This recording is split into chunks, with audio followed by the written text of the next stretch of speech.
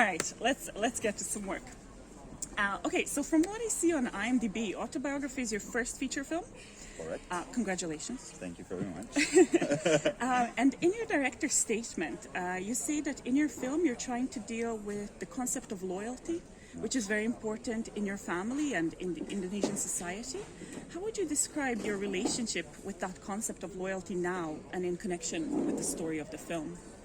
Yeah, I think we were raised with this value. Like we were like for the second half of 20th century, we were under the military dictatorship where obedience is the first lesson to kids because that's how they maintain the order, right?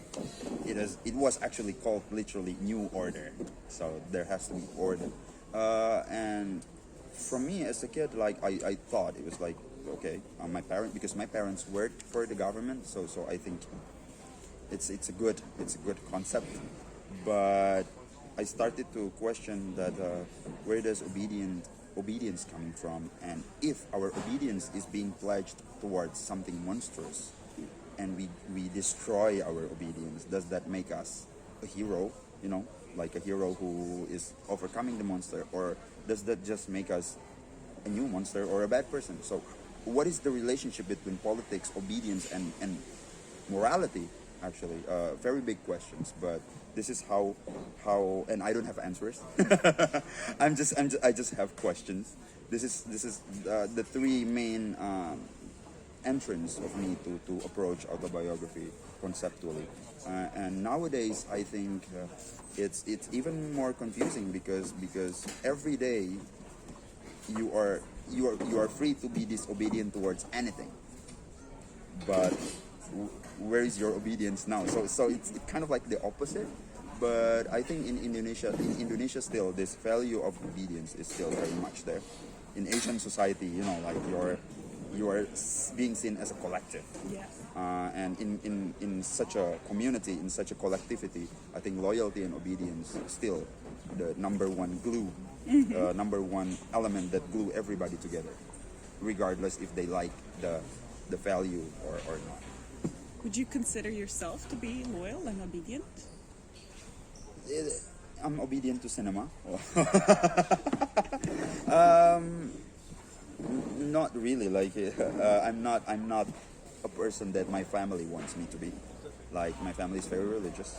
They're families of teachers, and here I am, like making films, doing entirely something else. But and it took me years to convince them of what I did. Only after my short won the national award, and they saw it on TV, and then we started with all.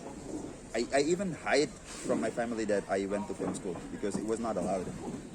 So it's only after 10 years, maybe then they know when they watch the film on TV. Is it your film? And I was like, oh shit. I think we need to talk. And then I flew back to my hometown to explain my choice of career. Now they're okay. It's crazy. It's interesting how when there is a time difference, like between when you did it and when you explained it, how it sometimes makes it easier. Sometimes, yes. Most of the time, it makes it easier because you already processed it. Yeah. And when you experience it, you are a different person. Yeah. But now, kind of like you can detach yourself a little bit and see it from the outside. Yeah. All right. Let's come back to the Sorry. Before it becomes a therapy. Listen, for you and me both. Okay, another thing you mentioned is the idea that you're looking in the movie for the idea of what it means to be a good person. What is your definition of a good person, and maybe a definition of a good person in Indonesian society? Yeah, good question. I'm also asking it. What is the definition of good person, especially when the state is always intervening and try to disorient you and try to impose in you values that sometimes hinders you from looking at yourself. Like in our country, for example, the value of obedience kind of like hinders you from really looking for you know who you are really. So how does this process of finding ourselves carry on when we are consistently being bugged by the state. So yeah, it's I don't know. Like, I think a good person is someone. I don't know. I'm not Dalai Lama, but it's For you, what is a good person for you?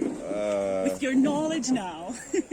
I think someone who is harmless, someone who is always trying to respect other and respect the difference. I think someone who is happy to disagree and happy to be different. I think, I think especially in our society, we're actually a very, very diverse society made of 800 languages in one country. But we are always fighting about being different. So like, what's the point? We're already so different from the beginning. So I think it is my definition at the moment. I don't know in 2 years. Perfect, exactly. I found Autobiography to have a Western look and feel as a movie.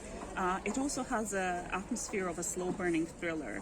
Would you say that this is what you were going for, and why?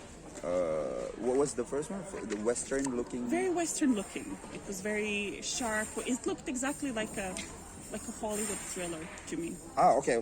Not necessarily in a bad way. Yeah, of course. I love the Hollywood thrillers. Yes, exactly. That is what we are aiming for. Like, I'm a fan of Hollywood classic cinema, and I'm not shying away from it. Like I love those old thriller of the noir film, and I mostly love films when it thrills me, like when it cannot make me move, like when it makes me stiff while watching it. I love that feeling, and when the credit title rolls up, finally you can feel your own breathing, like, but you go out and still thinking about it. So this is what we are aiming for. And what was the second one? Western looking. And why were you going for this feel? What in the story needed this? I think it's the sense of not knowing what will happen to you. I like this thrill, because in a lot of Hollywood thriller, the thrill comes from like knowing that something bad will happen, but you know it, like a bomb or a person getting killed or a girl to be safe. But in this film, I want the same feeling from a different source. I want this fear coming from not knowing what will happen.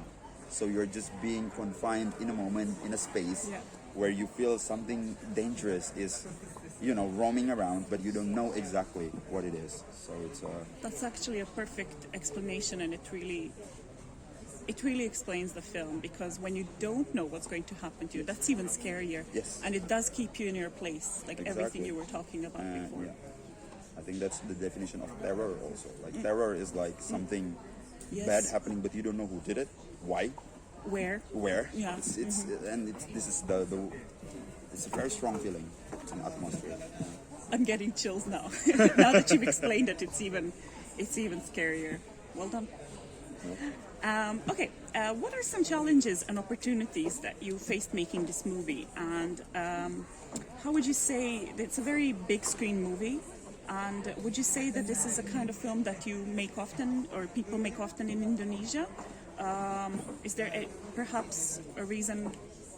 Sorry, I'm just reading my question there, so it's not very clear. I was just like, what should I?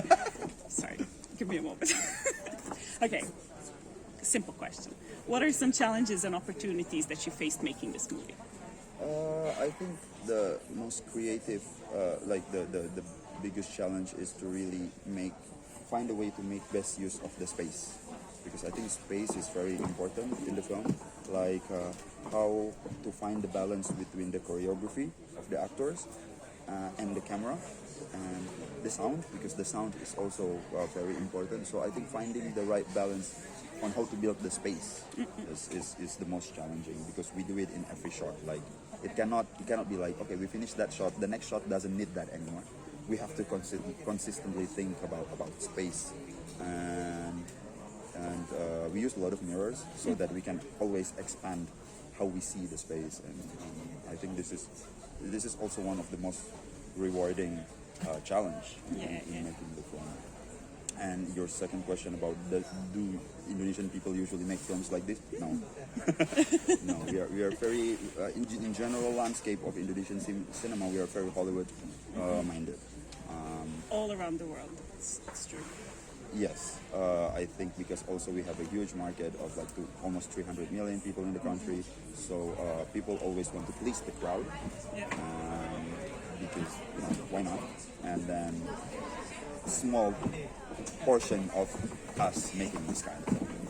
Yeah, but then if it's the people what they want, and it's a Hollywood-looking film, it shouldn't be. Fine, Yeah, it's perfect. I love them. Like, a lot of good stuff. Following on that, I would like to ask you about your opinion on Netflix and similar streamers. Do you think that they're destroying the movie industry? Because for me, Netflix is actually the place where I saw the only other Indonesian film I've seen, and I find that there's a lot of world cinema there. Yes, What is your opinion on streamers? I think they're great.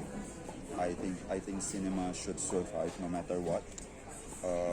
I think what Netflix brings us is also cinema, and it has been always this way since the beginning of cinema history. It always changes, and it survives because it changes. So, but of course, our film is made for the big theater, but it's a choice. It's a choice, and we are choosing cinema over streamers for this film. But we respect people who go to the streamers because I'm also a streamer. Like I discover a lot of great films from there, and this is maybe something of a news to you because like in Indonesia, the streamers are actually bringing good tradition, like working culture for us. Because Indonesian people used to shoot long hours, 14 hours, 20 hours, and when Netflix come, they say no, we are strictly 12 hours. So now the Indonesian film workers, they are being healthier because of this rule. So I was like, okay, it's amazing actually to live in the age of there's so many ways of watching And films. creating. And creating it. Exactly. Perfect. Okay, let's do one last question. Famously, you were a film critic before you were Yeah. a filmmaker. So what would you say are some movies that are must-see, whether they're classical or maybe from this last year, or maybe from this festival? Mostly classics. I mean, I think like I learn, I study mostly classic films. I mean, I watch films nowadays, but sometimes I don't have time to watch them again.